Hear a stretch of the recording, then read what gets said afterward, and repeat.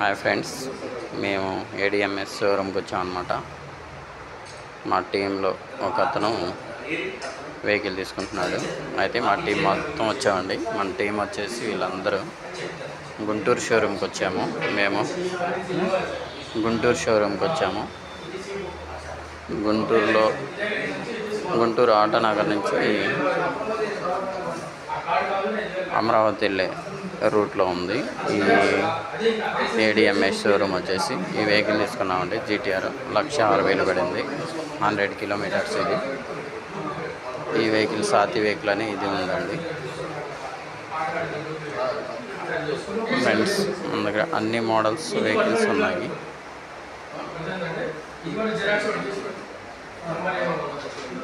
Friends చూడండి, ఇది వచ్చేతల్లని GTR అంటారు,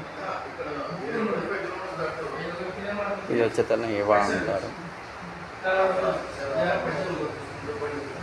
ఇది వచ్చేస్తాను ఫ్యాంతమ్ అంటారు.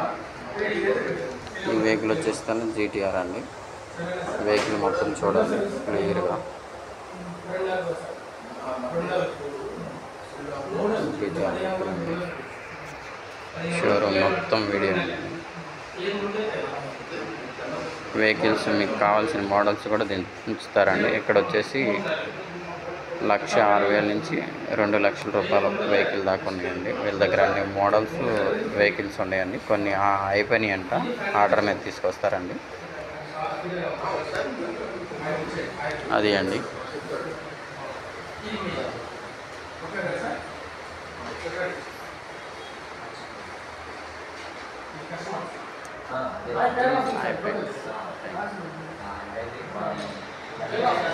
మీరు ఎలక్ట్రిక్ బైక్ ఉపయోగిస్తున్నారా లేదా ఎలక్ట్రిక్ కారు వాడుతున్నారా? అయితే కంగ్రాట్స్ మాత్రమే కాదండి, మీకు థ్యాంక్స్ కూడా చెప్పాలి. ఎందుకంటే పెట్రోల్ని డీజిల్ని మీరు పక్కన పెట్టారంటే ప్రపంచానికి ఎంతో మేలు చేస్తున్నట్టే. ఎలక్ట్రిక్ వాహనం వాడడం అంటే ఇంధన కాలుష్యాన్ని తగ్గించడమే. కానీ ఎలక్ట్రిక్ వెహికల్స్తో ఒకటే పెద్ద ప్రాబ్లం, బ్యాటరీ ఛార్జింగ్. సిటీ అయితే ఓకే, కానీ రూరల్ ఏరియాల్లో ఛార్జింగ్ స్టేషన్లు దొరకవు. ఒకవేళ రేపు ఈ స్టేషన్ల సంఖ్య పెరిగినా అక్కడ బ్యాటరీ ఛార్జ్ టైంలో గంటల కొద్దీ వెయిటింగ్ తప్పదు. మరేంటి పరిష్కారం? అదే బ్యాటరీ స్వాపింగ్. భారత ప్రభుత్వం సపోర్ట్ ఇస్తున్న గొప్ప సర్వీస్ ఇది.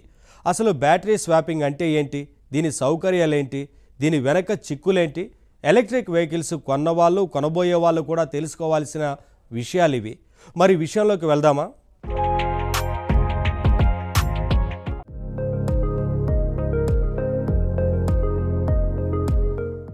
మీరు ఎలక్ట్రిక్ బైక్ మీద వెళుతున్నారు. అందులో బ్యాటరీ ఛార్జ్ అయిపోవస్తోంది. అప్పుడు మీరేం చేస్తారు? దగ్గరలో ఎక్కడైనా ఛార్జింగ్ స్టేషన్ ఉందేమో అని చూస్తారు. కోర్స్ ఇప్పుడు దేశంలో ఛార్జింగ్ స్టేషన్లు చాలా తక్కువగా ఉన్నాయి. క్రమంగా వాటి సంఖ్య పెరుగుతూ వస్తోంది. లక్కీగా మీ దగ్గరలోనే ఒక ఎలక్ట్రిక్ ఛార్జింగ్ స్టేషన్ కనిపించిందనుకోండి, సంతోషమే. కానీ అంతలోనే అసౌకర్యం.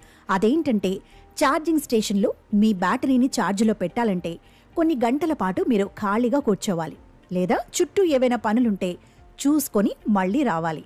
మొత్తం మీద అపరిచిత ప్రదేశంలో ఈ వెయిటింగ్ చాలా అసౌకర్యం కలిగించే విషయం. అదే అక్కడ ఛార్జింగ్ స్టేషన్ బదులు ఒక స్వాపింగ్ స్టేషన్ ఉందనుకోండి, మీ పని చాలా సులువైపోతుంది.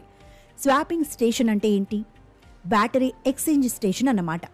డిశ్చార్జ్ అయిన మీ బ్యాటరీని అక్కడిచ్చేసి ఆల్రెడీ అక్కడ ఛార్జ్ అయిన ఓ కొత్త బ్యాటరీని మీరు తీసేసుకోవచ్చు. మీ వాహనంలో దాన్ని పెట్టుకొని జూమ్ అని వెళ్ళిపోవచ్చు. Very simple. టైం వేస్ట్ ఉండనే ఉండదు. ఇదిగో ఇప్పుడు ఈ స్వాపింగ్ స్టేషన్స్ మీదే దృష్టి పెడుతోంది భారత ప్రభుత్వం. డిసెంబర్ 2024 నాటికి భారతదేశంలో దాదాపు 25,000 పబ్లిక్ ఛార్జింగ్ స్టేషన్లున్నాయి. కానీ బ్యాటరీ స్వాపింగ్ స్టేషన్లు మాత్రం కేవలం 2,500 మాత్రమే ఉన్నాయి. వీటి సంఖ్యను పెంచాలన్నదే ప్రభుత్వ లక్ష్యం. ఈవీ ఎలక్ట్రానిక్ వెహికల్ అంతర్జాతీయ ఇంధన సమస్యకి గొప్ప సొల్యూషన్ అని చెప్పాలి.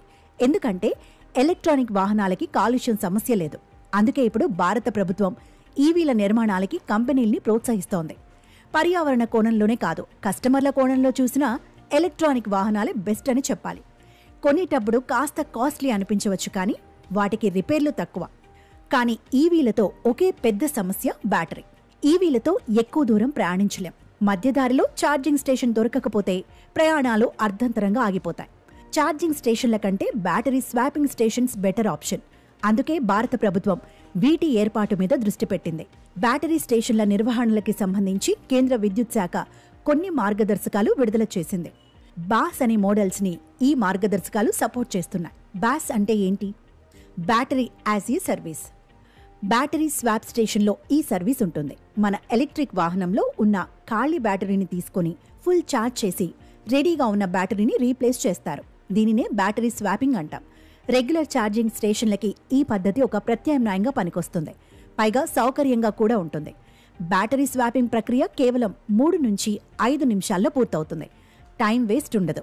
ప్రత్యేకించి బిజినెస్ వెహికల్స్కి ఇది ఎంతో ఉపయోగకరం. స్వాపింగ్ అంటే సింపుల్. కారులో పెట్రోల్ అయిపోతే పెట్రోల్ స్టేషన్కి వెళ్ళి పెట్రోల్ కొట్టించుకోవాలి. కానీ ఇంట్లో గ్యాస్ సిలిండర్ అయిపోతే దాంట్లో గ్యాస్ నింపి తెచ్చుకో. ఖాళీ అయిన సిలిండర్ని ఇచ్చేసి నిండుగా గ్యాస్ ఉన్న మరో సిలిండర్ని తీసుకుంటాం. ఇదే స్వాపింగ్. మరి ఈవీ బ్యాటరీల విషయంలో కూడా ఇదే బెటర్ అనే అభిప్రాయం చాలా మందిలో ఉంది.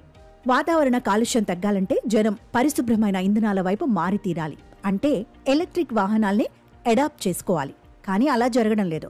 ప్రస్తుతం భారతదేశంలో అమ్ముడవుతున్న కార్లలో ఈవీ మోడల్స్ వాటా చాలా తక్కువగా ఉంది. 100 వాహనాలు అమ్ముడుపోతే వాటిలో 98 పెట్రోల్, డీజిల్ వాహనాలే ఉంటున్నాయి. కనీసం ఇప్పటి నుంచైనా కొత్త వాహనం కొనాలనుకునే ప్రతి వ్యక్తి ముందుగా ఎలక్ట్రిక్ వాహనం వైపే మొగ్గు చూపాలి. ఆ విధమైన యాటిట్యూడ్ని ప్రజల్లో తేవడమే భారత ప్రభుత్వ లక్ష్యం. ప్రస్తుతం అమ్ముడుపోతున్న వాహనాల్లో ఈవీల సంఖ్య 2% కంటే తక్కువగా ఉంది. 2030 నాటికి దీన్ని 30% వరకు పెంచాలని లక్ష్యంగా పెట్టుకుంది ప్రభుత్వం. దాదాపు 1,00,000 కోట్లతో ఒక ప్రోత్సాహక పథకం ప్రారంభించింది. దీన్నే PM ఈ-డ్రైవ్ అంటున్నారు.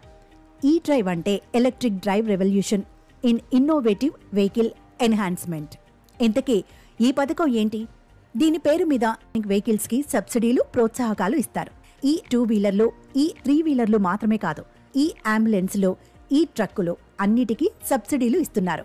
పెట్రోల్తో నడిచే పాత ట్రక్కులను స్క్రాప్ చేసేసి కొత్త వాహనాలకి మారే వాళ్లకి కూడా సపోర్ట్ లభిస్తుంది. ఈ కార్లు, ఈ బైకులే కాదు, బస్సుల్లోనూ ఈ బస్సులకే ప్రాధాన్యం. ప్రజా రవాణా సంస్థల్లో ఉపయోగించడానికి 14,000కి పైగా ఎలక్ట్రిక్ బస్సుల్ని కొనుగోలు చేయబోతున్నారు. మొత్తం మీద కొన్ని దశాబ్దాల్లో క్రమంగా పెట్రోల్, డీజిల్ వాహనాలకి గుడ్ బై చెప్పడమే మన లక్ష్యం కావాలి.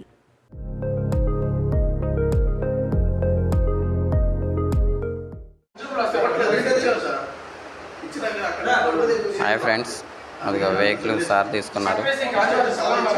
ఫోటో తీతి నీ దాంట్లోది. నేను వీడియో తీసుకుంటున్నా సార్, మీరు తీయండి సార్. ఆ సారు వెహికల్ తీసుకున్నారనమాట. ఆ వెహికల్ తీసుకున్నాను సార్. అది వచ్చేసి మంత్ర 1,60,000 పడింది.